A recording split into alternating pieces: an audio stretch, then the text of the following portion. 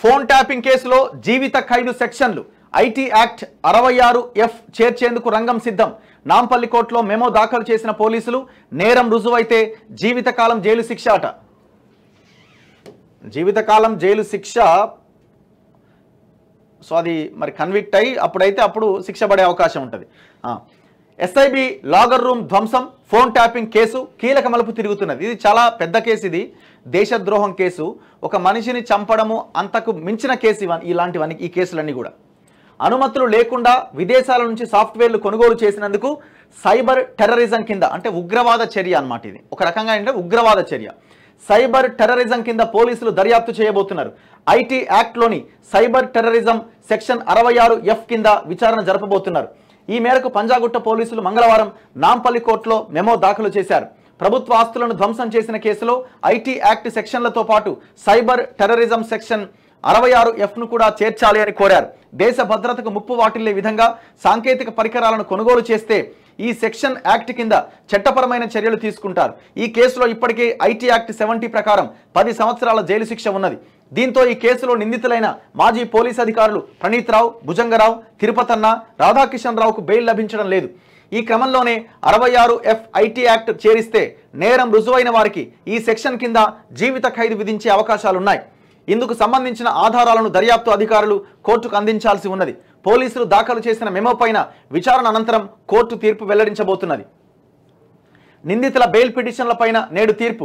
ఈ కేసులో ఇప్పటికే అరెస్ట్ అయిన ప్రణీత్ రావు, భుజంగరావు, తిరుపతన్న, రాధాకిషన్ రావు దాఖలు చేసుకున్న బెయిల్ పిటిషన్లపై శుక్రవారం తీర్పు వెలువడబోతున్నది.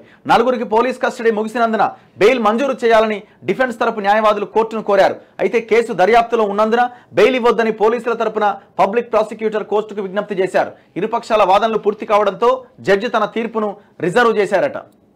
సో మొత్తానికి చూడాలి ఏమైంది ఈ కేసు అన్నది. ఇంకా ప్రభాకర్ రావు అంటాడు, వాడు ఇంకా అమెరికాలోనే ఉన్నాడు, క్యాన్సర్ ట్రీట్మెంట్ అని రాణిస్తలేడు. కేసీఆర్ ఫోన్ చేసి చెప్తుంటే నువ్వు రావద్దా బాబు, నువ్వు వస్తే మళ్ళీ నా పేరు చెప్పిస్తారు, అనవసరంగా నాకు నోటీస్ వస్తుంది, నన్ను తీసుకుపోయి లోపలేస్తారు అని ఉంటాడో ఏమని ఉంటాడో. మొత్తానికైతే ప్రభాకర్ రావు వస్తే ఇంక ఈ కేసు ఇంకా స్ట్రాంగ్ అయ్యే అవకాశం ఉన్నది. చూడాలి మరి. అసలు ఉన్న ఆధారాల ప్రకారంగానే వీళ్ళకి నోటీసులు ఇవ్వచ్చు. మరి ఏమిస్తారు ఏందన్నది రాబోయే రోజుల్లో చూడాలి. రెడ్ కార్నర్ నోటీసులట. ఫోన్ ట్యాపింగ్ కేసులో కీలక పరిణామం. ప్రభాకర్ రావుకు రెడ్ కార్నర్ నోటీసులు. లుకౌట్ నోటీసులపై స్పందన లేకపోవడంతో చర్యలు. 6 నెలల వీసాతో అమెరికా వెళ్లిన ప్రభాకర్ రావు తిరిగి తీసుకొచ్చేందుకు పోలీసుల ప్రయత్నాలు. నాకు బాలేదురో, క్యాన్సర్ ఉంది అంటుండు. మరి నువ్వు క్యాన్సర్ ఉన్నావు, నువ్వు ఎందుకు ట్యాపింగ్ చేసినావురా భయ్? నువ్వు రోగంతో ఎప్పుడు పోతావో తెలియని నువ్వు క్యాన్సర్ ఉంది, నాకు ఒక మహమ్మారి నా శరీరంలో ఉంది అని తెలిసినా నువ్వు జనాల ఫోన్లు ట్యాప్ చేసినావంటే నువ్వు మనిషివా? రాక్షసుడు కూడా అట్లా చేయడేమో. రాష్ట్రంలో పలు సంచలనాలకు తెరతీసిన ఫోన్ ట్యాపింగ్ కేసులో ఇంకో కీలక పరిణామం చోటు చేసుకుంది. ఈ కేసులో అన్ని తానే వ్యవహరించిన స్పెషల్ ఇంటెలిజెన్స్ బ్యూరో మాజీ చీఫ్ ప్రభాకర్ రావు మీద రెడ్ కార్నర్ నోటీసులు జారీ అయ్యాయి. ఇప్పటికే ప్రభాకర్ రావుపై లుకౌట్ నోటీసులు కూడా జారీ చేశారు పోలీసులు. అయితే ఈ నోటీసుల నుంచి ప్రభాకర్ రావు నుంచి ఎలాంటి స్పందన లేకపోవడంతో ఇప్పుడు రెడ్ కార్నర్ నోటీసులు జారీ చేసిరట. ఉనియమ్మ, ట్యాపింగ్ పైన ఇజ్రాయెల్లో ప్రణీత్ రావుకు ట్రైనింగ్ ఇచ్చిరట. సుడురే ఈ వార్త. నాకేం సంబంధం అండి, పోలీసులు చేస్తారు అది అంట. ఎవడు? కేసీఆర్. నాకేం సంబంధం? పోలీసులు చేసే పని నాకేం సంబంధం? ఇగో ఫోన్ ట్యాపింగ్ పైన పోలీసుల అనుమానం అట. ఫోన్ ట్యాపింగ్ కేసు దర్యాప్తులో సంచలన విషయాలు వెలుగులోకి వస్తున్నాయట.